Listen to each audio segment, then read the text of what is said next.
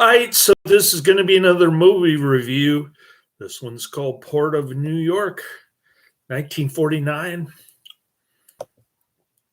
This is billed as Yul Brynner's film debut. Excuse me. The movie poster looks great. No crime too vicious, no justice too swift for the merchants of death who lurk in its shadows. Port of New York. Scott Brady, K.T. Stevens, Richard Roser.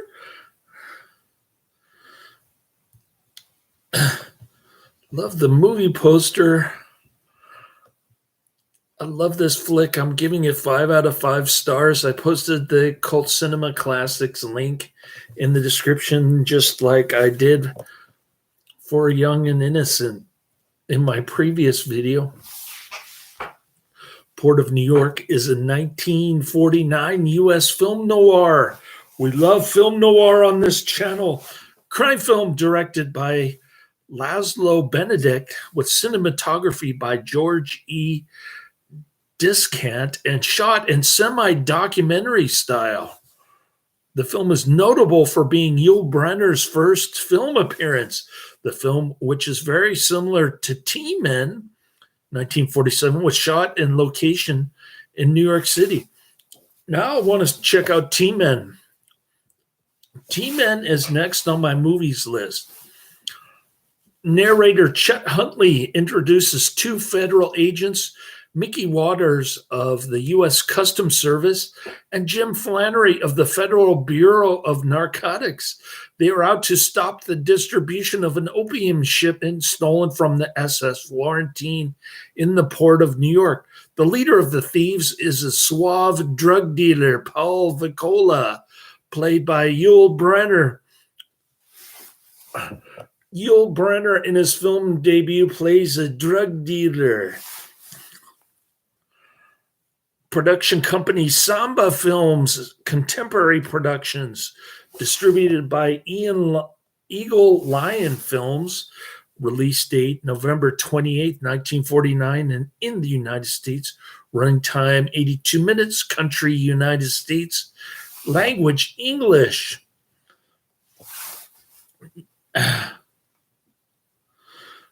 The ship's purser was murdered in the heist.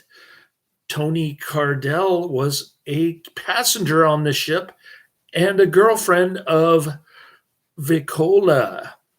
Tony Cardell is a good-looking 1949 blondie. She played a part in the smuggling. She is upset about the murder and she wants out. Good luck with that. When Vicola refuses to stake her for a new life elsewhere, I should say, Tori calls the police to become an informant. She wants $25,000 for information. She has a rendezvous on a subway platform with Flannery to plan another meeting, but Vicola garrotes her before she can complete her plans.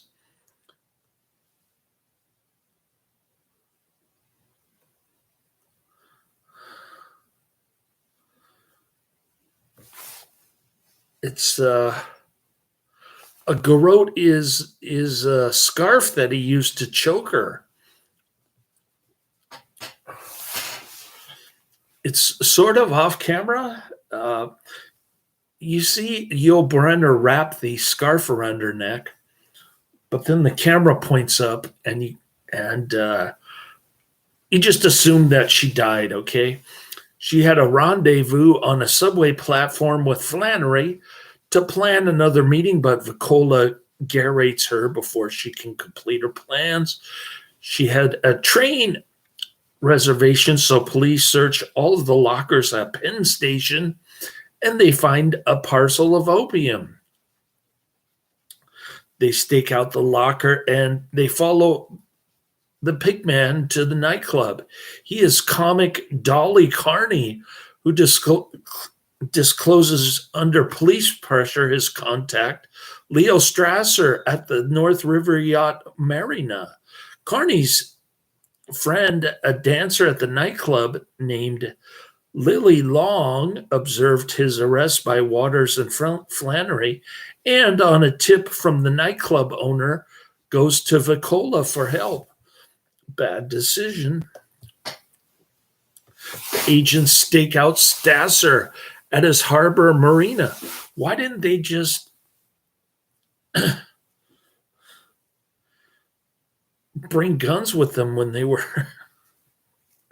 inside Yul Brynner's office? Why didn't they just get a search warrant? Well, I don't know. Some of this film doesn't make sense to me. The agents stake out Stasser at his harbor marina. Water slips in under cover of working on a boat there. That night, they search Stasser's office, and they find that he has all the lab supplies ready to cut the junk. So they've got the goodness on them. Why can't they arrest him? They've got enough evidence. Flannery also finds a message with G.W. Wiley about the drug dealer. Stasser and his men return and they find Waters, but Flannery escapes. The next day, Waters' body is found floating in the bay. No more Scott Brady. Stasser bails Carney out of jail. Then he throws him out the window of the high-rise apartment. I thought he choked him on the mattress. En route to New York to complete the drug deal, Wiley is arrested during a layover at the airport in Chicago. Impersonating him, Flannery arrives at LaGuardia as scheduled. As the deal proceeds on Vicola's yacht, Lily Long comes to him to find out why Carney would have killed himself. She innocently reveals that Flannery is a cop, and a shootout ensues. What a great flick. Whoa. This is the upper echelon of film noir, folks. It doesn't get any better than this, quite simply. And it's in glorious black and white, of course. In 1998, the film critic of the Austin Chronicle offered a mixed review stating semi-documentary police procedurals became quite popular for a while in the late 40s, with lots of location shooting and official sounding voiceovers. Port of New York follows in the style of The House on 92nd Street and Jules Dawson's The Naked City, with a fair amount of suspense and plenty of violent fisticuffs. George Discant brought his striking camera work to bear as well. Sometimes the dark film is so dark, it's hard to even see what's going on. Most notable, however, is Brynner's first film role. He plays Vicola with sleek menace and self-assured evil, and with a full head of hair, too, I might add. Not an outstanding film, Port of New York is well suited to its subject matter and has been rather neglected for years. An underrated gem? In 2007, Azus film critic Dennis Schwartz also gave the film a mixed review, writing, "An unknown Yul Brynner with all his hair in his first film role plays a well-spoken, smug narcotics smuggler named Paul Vicola. It's directed by Laszlo Benedict. The Wild One, The Night Visitor, and Death of a Salesman in voiceover documentary style. It generates an authentic, sinister atmosphere, having filmed on location in New York. The police investigation procedural drama follows as minor film noir that follows along the usual routine lines of such eagle-lying, cheapy crime stories. Not much to get excited about, but it does feature an early acting part by Yul Brynner as a ruthless gangster. All right.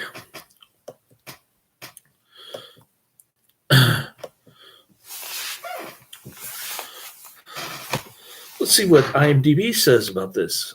Okay. Port of New York, 1949, 1 hour, 22 minutes. It's a pretty decent 6 out of 10 on IMDb. Not bad. 1,100 ratings. The same as Young and Innocent. Two narcotics agents go after a gang of murderous drug dealers, use ships docking at New York Harbor to smuggle in their contraband. This is like watching Dick Tracy. It reminded me of the old Dick Tracy serial. More like this quicksand, the end of the line, Spy Hunt, and Night Was Our Friend. I'm going to have to look all these movies up that I'm mentioning. Featured debut of Yul Brynner. Paul Vicola says, tie him up. Mr. Wiley's leaving the boat. This was featured in Yul Brynner, The Man Who Was King from 1995. All right. Here's a featured review on IMDb from Doug Dopke.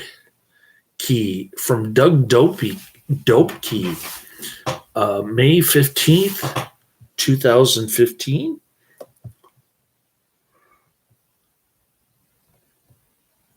It doesn't have a rating on it.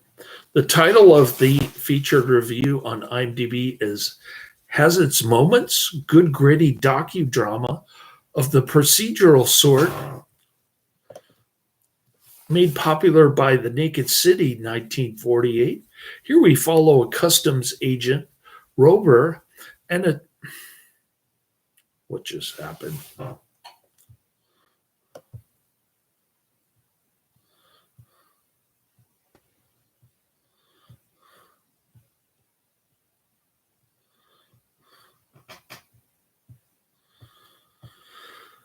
Okay.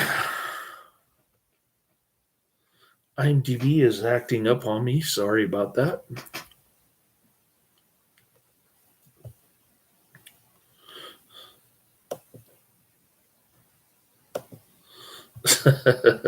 Let's go back. Shall I go down my list or shall I fiddle with IMDb?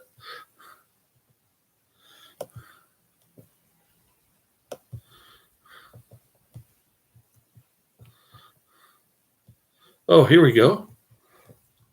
Let's see if I can pull this up again. It says, good gritty docudrama of the procedural sort, made popular by The Naked City, 1948. Here we follow a customs agent, Rover. I don't know why I said Roser earlier. I couldn't read the movie poster. It was too blurry. And a treasury agent, Brady, or as they track down a gang of narcotics smugglers headed by a hirsute Yul Brynner in his first film. Unlike most docudramas of the period, this one is not overtly diverted by procedure. Instead, the drama plays out in pretty tense fashion. Happily, the rather complex storyline is fashioned smoothly by director Benedict. Despite the many siegs, then too, the live shots of New York are especially revealing to a non-New Yorker like myself, even if they are decades old. The faces in the movie also furnish a boost. They're the three gimlet-eyed hard cases, Chaley, Stevens Kellogg, the exotic-looking Brynner, and the two meek-looking fall guys, Blake Carter. While Rover and Brady are appropriately clean-cut and strong-jawed, Brynner, of course, is particularly notable for his effortless effortless accent and Euro-Asian appearance. The latter seems appropriate for a time when the Cold War was heating up. Thus, Hollywood's lauding law enforcement at a tense time comes as no surprise. Except for Brynner and a couple jarring scenes, as when Brynner turns on disloyal Stevens, there's nothing particularly memorable here, just solid entertainment done in highly competent fashion. So there you have it. A nice film noir, a little break from Karate Man. And then I dive right back into Karate Man again. First on the list is Death Wish. We're going down the pike now. 1974, followed by number 2, Knock Off, 1998, and number 3, Make a Wish, 1937. Those are the next 3 on my list. I'm going to see if I can find Death Wish on Tubi and get a little head start for Monday. Laters.